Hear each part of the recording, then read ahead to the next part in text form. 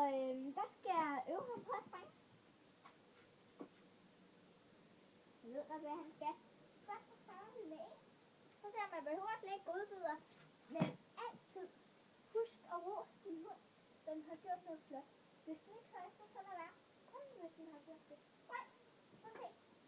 Og det her, det har vi så arbejdet på i 2 år. Spring! Sådan. Dygtig. Så der. Sådan.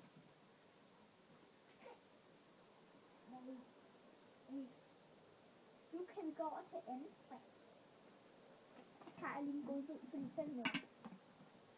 Kom ind, du kommer. Der. Den tror jeg så ikke, vi tager den. Prøv det her. Og der. Spring.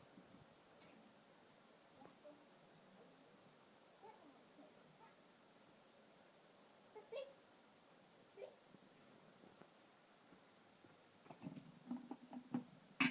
Men du behøver slet ikke at kigge på hunden. Kun hvis den ikke er opsvaret. Og så. Kom. Spring. Og du er dygtig. Og når vi er færdige her med hundetræning, så må I godt komme ud og